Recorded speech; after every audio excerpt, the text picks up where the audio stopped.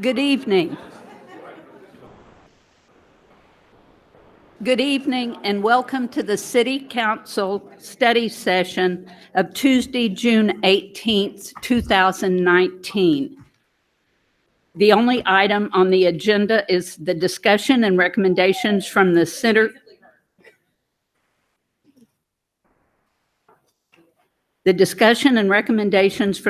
City Administrative Delay Ad Hoc Committee regarding proposed amendments to the Center City Form-Based Code.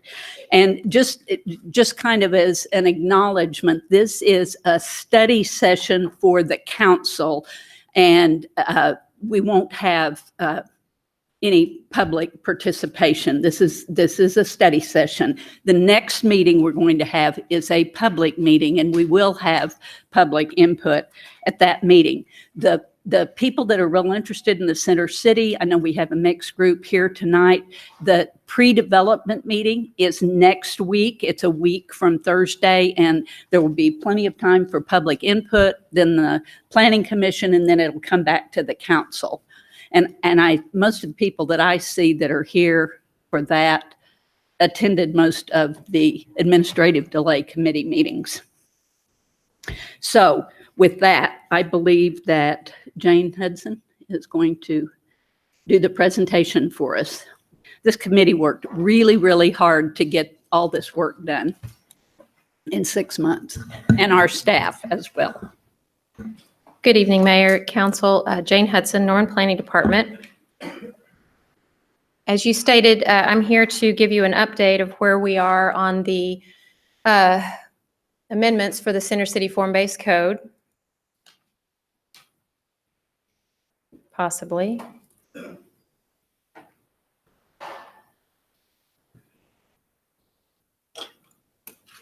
Maybe not. Mr. Floyd?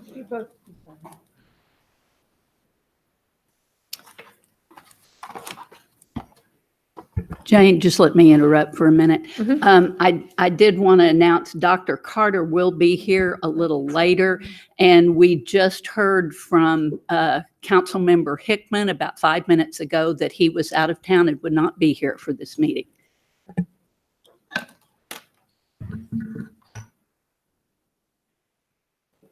Sure. Okay.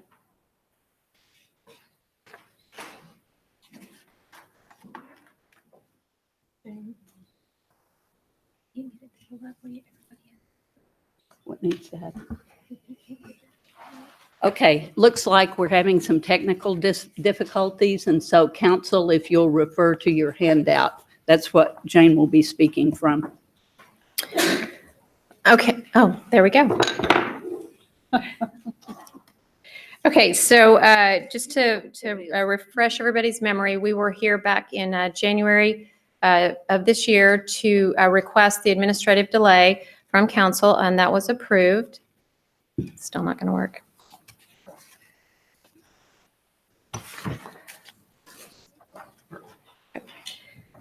Just as a reminder, if you're following along in your PowerPoint there, I had a map of the Center City area that's outlined there.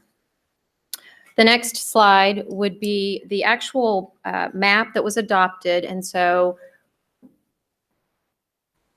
the regulating plan outlines the areas that were adopted for the blue, which would be the townhouse, small apartment, the orange, the urban general, the red, which is the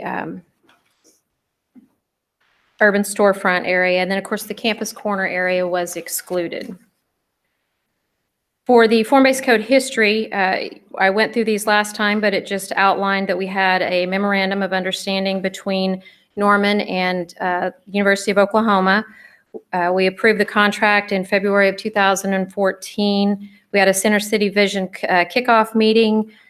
Design charrette, we had many, many meetings over a period of about 2 years before concluding with council in July of 2017, which you adopted the document that we now have on the books for the Center City District. Then we had the administrative delay in January of this year again, and the ad hoc committee was established, and we met 8 times between the administrative delay and now.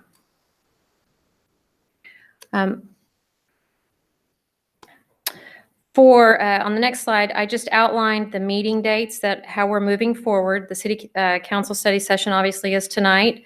We have the pre-development meeting coming June 27th. We have a special planning commission meeting, which is set for July 8th.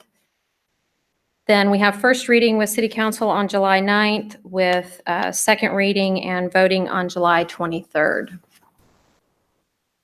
As a reminder, the goal of the Norman Center City Vision Project and plan was to kind of stop and give the community an opportunity to reset the conversation and provide guidance for the future development and redevelopment within the Center City area. The form-based code is intended to implement the purposes and goals of that plan by providing strong implementation tools for the Center City area. There we go. Now we can follow along. Again, the form-based code, that is our zoning tool for this area now. And it's a different way to regulate the development and by achieving a specific type of place. It's bringing the buildings to the street as opposed to having the 25-foot setbacks that we've seen historically in the core area. So the document itself is composed of the regulating plan, which was the map I showed you a moment ago, and it provides a public master plan with specific information on the development parameters for each parcel, showing how each one should be developed in relation to the street. And then we have the building form standards, which I'll refer to as the orange and the blue and the pink, or this townhouse small apartment, or the neighborhood middle. And those within those standards, we have design requirements about fenestration and how the building should look when you're on the street there. So when I was here back in January, I had presented to council some of the challenges that staff was facing as we were getting these applications in. And to their credit, the design professionals were working with us and trying to meet the standards that we were implementing from the code. So I'll go over these. I actually didn't change this PowerPoint much. I was really kind of excited that we'd address the majority of the items that I'd brought to you back in January. And so we've got some responses here from the committee. And then there's some additional information that we did discuss with the ad hoc committee that you'll see here. Sorry, can you go back one? I wasn't done with that one yet. So the stormwater runoff issues, that is actually a new section, and it's part 9. And there is a proposal that there's a 65% coverage for these lots within the form-based code area. And then there was within part 4, one of the problems that we really struggled with was this complete and discrete. And so staff was working with the design professionals on how to implement this complete and discrete and what a building should look like when it's brought up to the street. Should it have the variations of brick? Should it have different colors, different textures, and so on and so forth? And that was really one of the big problems or concerns that we had within the document. Moving forward, the document within part 4, the complete and discrete, shall apply as it is provided in part 4. So the design professionals will be able to bring forward minimal variations between the units depending on how they design them, but we won't be looking at them like we were before. Another one that we struggled with was within the document, it specifically said while there's no side yard setbacks, we were typically seeing a 5-foot setback on the majority of the residential development that was coming in. And so the required construction in the blue, the townhouse small apartment. So what the committee has proposed is that the buildings will meet 100% at the required build line for the first 12 feet. And I stole this picture from one of the committee members that looked it up when we were in the meeting that day. And it's kind of got this design. So they'll bring it back 12 feet. So we'll get that full block development look that we want, or that the community and the committee that had originally worked on it had talked about, and we won't have those setback areas. However, one of the things that came up is there's been a concern expressed that when you take a building to the property line, you have to go onto the adjacent property to put the exterior materials on the building.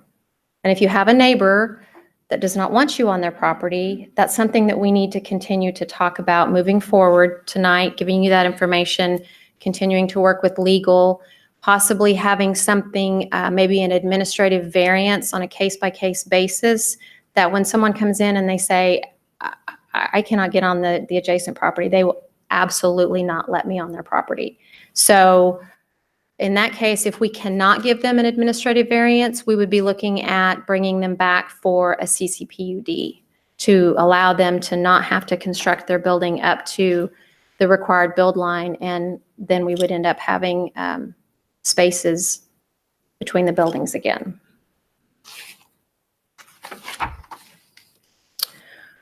Another discussion that we had was the evaluation of the Tif incentive, and that was discussed at the committee, but that's going to be continued with committee discussion. Hopefully the committee will continue on after the July meeting and we vote on the new document. So that will just be a continuing discussion moving forward. Parking impacts, that's been something that everybody has talked about, and one of the things that they proposed is that if you have if you have over 3 bedrooms, that you shall provide 1 parking space per bedroom on site. For street walls, so we have corner lots, and again, we're talking about bringing the building up to the required build line at 100%. So on a corner lot, if we require that on both sides, then we're creating site triangle issues for alley areas. We're creating issues that where would they put their parking? So we were talking about maybe having on corner lots, maybe having 65% on the side that is not the street address. So the front of it would still be 100% at the required build line, but the side lot line or the other side of on the corner lot there would be at 65%. And then we would keep our definition of street wall, and they would have a certain percentage of a street wall there to kind of continue that. Councilmember Castleberry has that area. Mm-hmm. On that corner, could that create some kind of funky design where I'm up to the corner here, but I'm set back here, and then the next house whose street address is up there? Am I going to have a little dent there on the corners potentially? No, what we would like How would to we what we'd like to see on the corner lot. So if you've got the street addressed here, and then this is the side lot line on the the adjacent street, we would like to see it 100% required build line here. Mm-hmm. And then 65% here. So it would only go back 65%, but it would still be at the required build line. So what about the next property on that side street? Is it coming up to the street line? The next property on this side? The other side. The one that's set back 65%. As you go down that street. This is towards your shoulder. So if I'm going down yes, this street, then I've got an alley. Okay, so there's no adjacent property on there. Yeah, so I've got an alley here, okay. And then the next lot would come and they would be facing the other street. So they would be 100% on that line. And then their building would only go 65% of their lot depth. Okay, because you got the alley there. Okay. Okay. So that's a suggestion that we need to talk about. And then the so for then also we had questions about on corner lots again. In the original document, it said that each side should have a street space entry. Well, the way the required build lines are set up, when you have the street address side, you're at this side, and then you have to come to the side street. Typically, the side streets are very minimal, so we're having trouble getting entries on that side. So if you've got your entry on your street frontage where you're addressed, then we wouldn't require an additional door on this side. Would you have interest in the back by the alley? Mm-hmm. Yeah, because that's where they'd be parking, probably. Okay, on the next slide, so this is one of the changes that came from the committee. They are proposing that we require a special use for those units that have more than 3 bedrooms. This would give council the opportunity to closely monitor the density within this core area, the impacts, while the committee and the community has talked, I mean, we definitely want the density in the core area, but it's becoming a very large impact. And with the infrastructure, the stormwater issues, it's just something that needs to be closely monitored. And so if we have applications coming forward to City Council to request the special use for more than 3 bedrooms, then that really would give us an opportunity to see the overall development within the area. Councilmember Wilson. I'm curious how, as a council body, we'll be able to make those decisions without being arbitrary. What guidelines would we be using? Well, that's the point exactly right there. We need to monitor this area. No, I mean, that's what I'm saying. We need to be able to monitor it. So we have to look at how much development. I mean, the example I gave you back in January, we had 12 applications and 184 bedrooms. While density is good, we still need to be able to make sure that we're not negatively impacting the core area with this document. I mean, this document is meant for density. We want the density in the area, but we need to make sure that we're not negatively impacting the area. Okay, so I don't think that gives me a tool to make good decisions yet, but maybe that's something we can address offline. Okay. Councilmember Castleberry. So you're saying we want density, just not too much of it. We want to be careful. I mean, we don't really have a guideline of how much is too much. We'll know it when we see it. Well, that would be council's decision. I mean, we can evaluate it. We've got utilities, we've got public works, we've got planning, we've got fire. I mean, we need to look at these things. I mean, this is a 20, 30-year document, so we want to make sure that we are developing in a positive manner. Wasn't part of this, I mean, we're trying to get some investment into this area. Mhm. And so how do we tell investors, well, your plan might go over? I mean, I think most people when they build or construct want to know, if I meet the guidelines, I'm in. Tell me what the rules are and I'll play by them. But if it's, well, the last 3 projects were a little too dense and you're number 4. Now, if you'd applied last week, you'd have been okay, but somebody applied before you, and so now we're too dense, even though your project's a lot nicer than the other one. Mhm. It's a We got decision. to come up with a, No, I understand This is- completely, and that's why it's a proposal This is that's a coming forward forward. from the committee. I mean, it may not be something that you want to Yeah. adopt. You may say that no, for your reasons you're giving right there. You know, no, we don't want to have that special use in there requirement. But that's what I'm presenting to council, and that's the decision that you guys are going to have to choose as to whether or not you want that in there. but are we going to have some these are some goals or some,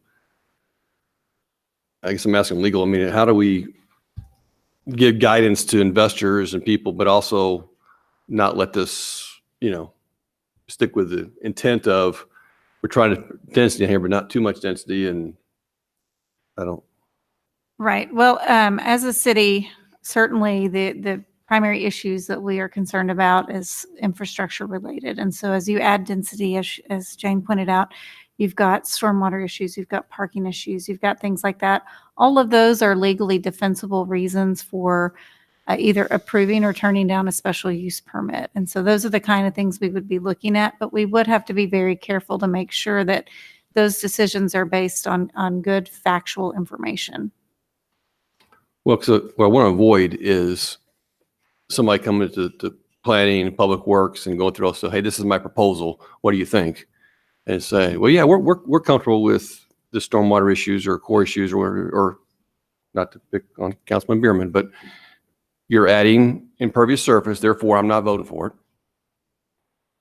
Or, well, it meets all the criteria from a staff standpoint, but when you go for council, that's up to you. It just depends on the council. I think that's one of the problems we have right now. It depends on council consistency of applying the rules and changing it. And I think it's why we had this I think we need to look at this a little closer to figure out how we can give.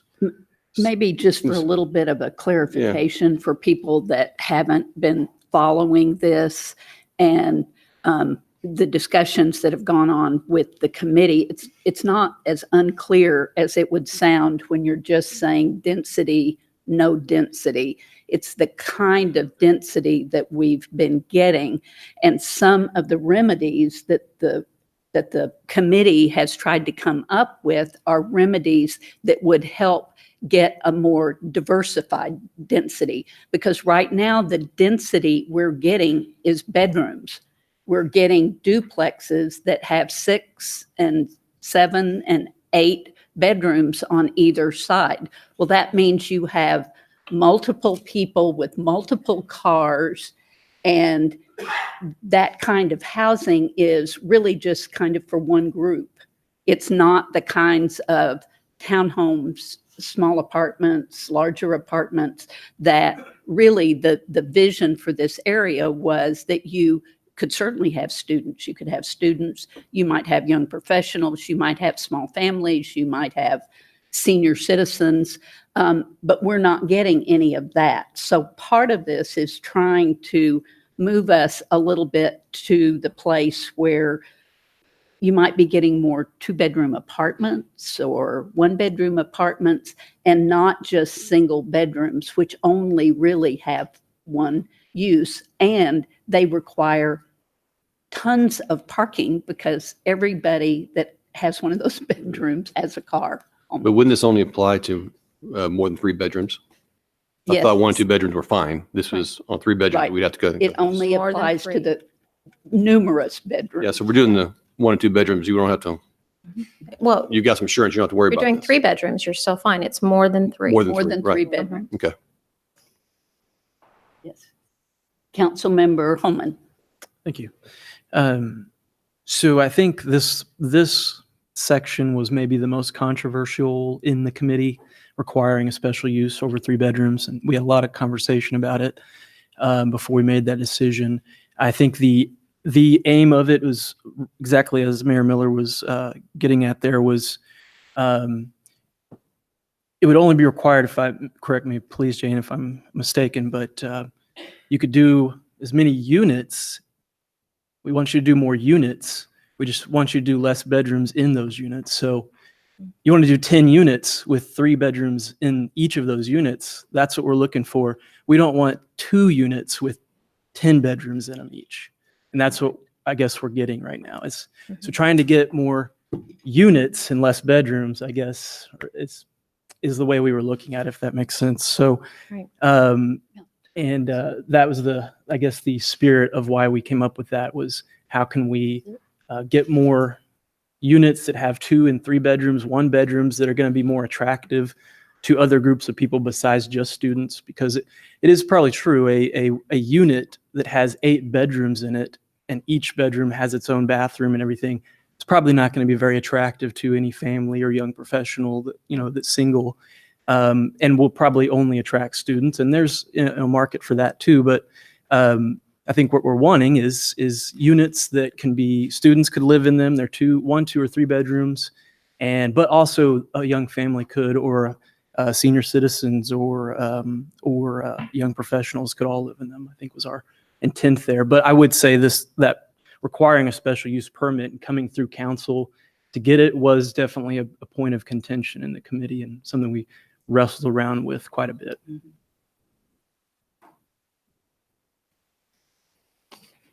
So the other 2 items, the on-street parking discussion, as well as the alley improvements.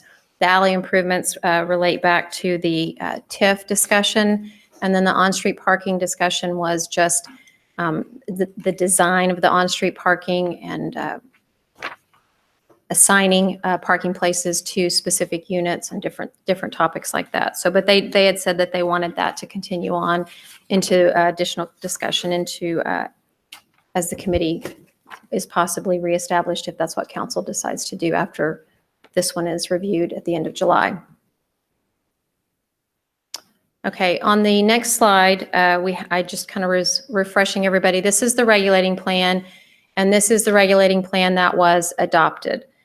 If you flip over to the next one, that does say draft on it, and that is also a regulating plan, but it was one of the regulating plans that was discussed in the very beginning. And you'll see down here at the bottom, there is an area delineated with pink, and that is what they call the neighborhood middle frontage. This area, the committee is proposing to bring this area back. However, I want to make a correction or a comment on the next slide. This is the regulating plan as proposed. Two of the things that they wanted to change, so they wanted the pink to come back. You can see it on Dean's Row, Jenkins, and Manette. They wanted the Duffy to be the line, the dividing line there for the pink. So we made Duffy the dividing line. Over on Manette, so to the east of Manette, you've got Eddington and McCullen. Originally, those two areas were shown as blue. And in the discussion in the committee, the vote was that we will bring pink back as it was previously. However, there was a lot of discussion going on, and I believe that an intent did not get included in the motion that was made on the floor that day. And the area on Eddington and on McCullen should be pink. It seems a little odd to have the blue stuck over there like that, and there's been some discussion since the committee has met and this regulating plan came out in the packet. And so I want to present to you tonight that part of the discussion is, whether or not we want to continue the neighborhood middle over onto Eddington and McCullen. The next discussion that we had, and this was another big one that we kept getting comments from the community on, was whether or not we were going to allow residential on the ground floor in the orange or the urban general. Within the urban general, there is within all the districts, let me qualify that, there's a 3-foot elevation required, and specifically in the urban general, there's a 3-foot elevation required for residential use if you're going to put it on the ground floor. If you're going to build commercial in the urban general, you have like an 18-inch change in elevation there.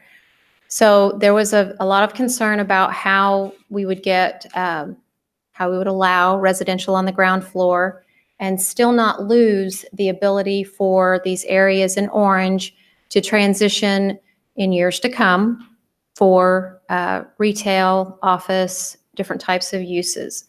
So the discussion at the committee was to allow residential on the ground floor, remove the 3-foot elevation requirement for the residential on the ground floor, but then they also wanted to construct the ground floor unit under the commercial code. And so what they're looking at is, again, years down the line, when a property owner or same property owner decides that they want to convert that ground floor unit to commercial, it's already built to code.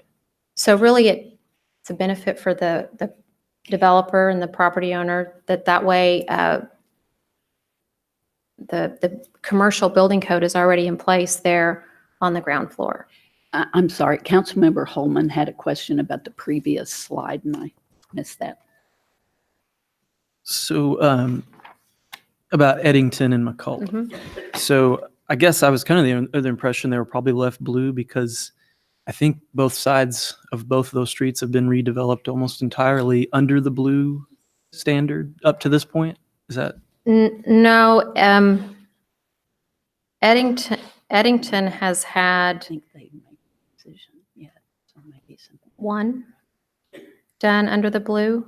McCullen has not had any. Okay. Now, they've been redeveloped a couple years ago Okay. under the R3. I wasn't sure how many of those had come in after we approved the policy. Yeah. Okay, so that would make sense then. Okay, that answers my question. Mhm.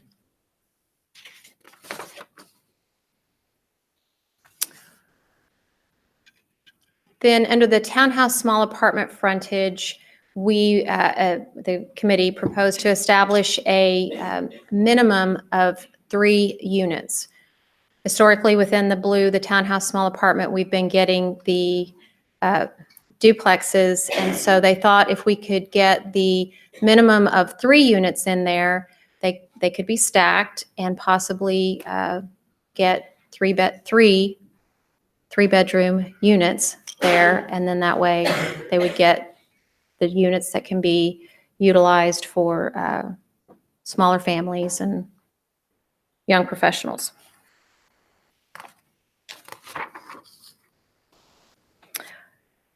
So just as a reminder, we've always said that this is a living document. It's a plan that as conditions change in the communities, priorities change, and this goes back to the evaluation as we continue to look at it. We need to keep looking at this document and making sure that it is actually meeting the needs of the community and the direction that we want this area to go. So on the next slide, we were just reminding that we wanted to evaluate the impact of density, assess the vision, if the vision is being met, evaluate the impacts on the public infrastructure, impacts on adjacent properties, evaluate for inconsistencies within the document, and then we wanted to establish a timeline for periodic review, as well as whether or not the ad hoc committee would continue to review the document after July. I'd be happy to answer any questions you might have. Questions from the council? Councilmember Holman, you were on the committee. Do you want to make any comments about it? Yes, I think we found a lot of issues in the existing policy. When we passed this policy a couple of years ago, there was some question about, would anything be built under it? Because it was confusing. It was new. Form-based code at the time was a very new thing for Oklahoma. And but over the last 2 years, we've seen several developments have come through in the area, and we've started to see issues that have arisen out of our policy, and the council determined back in December or so that we needed to take a break and revisit the policy, look at the problems, and try to fix them. So over the last 6 months, the committee has been meeting, and we've made these changes that we're presenting to council. From my perspective, it's not entirely perfect, but I think it's going to fix the problems that we're having, and I think it's setting us on a good path to see something really special in this area. So I'm excited about this, and it really we were able to address the concerns I had about the document as it was, concerns I had about the type of development that was taking place, the way it looks, things like that. So I'm excited about it. I wish Councilmember Hickman was here tonight to give his comments. He spent a lot of time working on this policy, and he does represent this area as well on the council. So I'm sure we'll be having some more discussions before we make a final vote on this policy, but it went really well. I liked it. It was a very good committee. I appreciate everybody that served on it and attended those. There were some of those meetings lasted 2 and 3 hours, and we met pretty often. So thank you all for doing that. I think we're going to have a really good product out of this when it's finished. And the finished product is something that's 20 to 25 years away too. So this is a long-term development policy that aims to, for those of you that are not familiar, this aims to really connect the Campus Corner area to our downtown Main Street. As development occurs in this area over time, we put this policy in place to help guide what type of development that is, so that it would be done in a way that connects those two areas. It's only 6 blocks, but right now there's a lot of empty parking lots, a few abandoned buildings. It's not very well lit. So this policy aims to change that. And over the next 20 years, I think it's going to be transformative and it's going to be special. So thank you.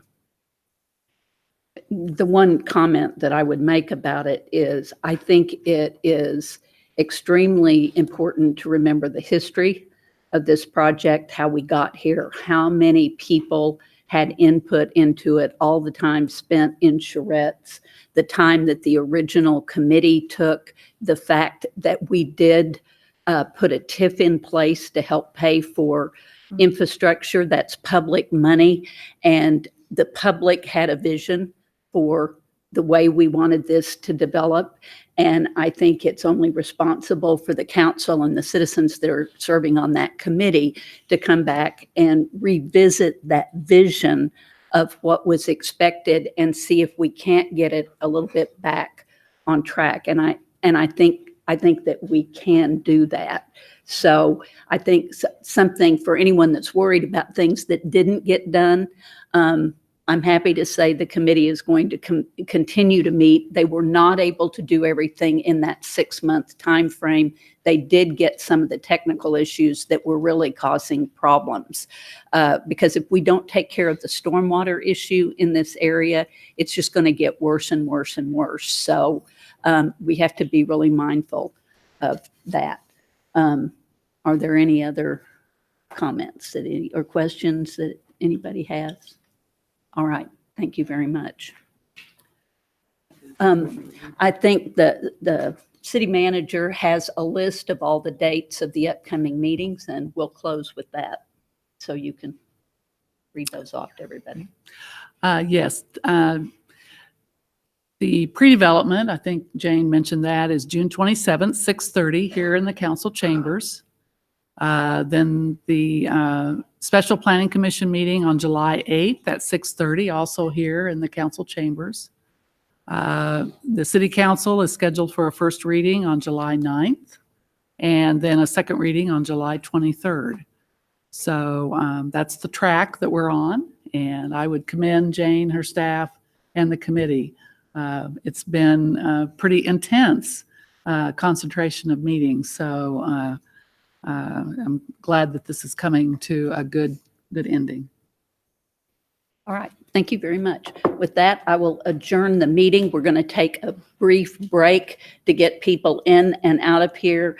The council members, you have some food in the parlor if you want that, and then we'll start up again with our public meeting.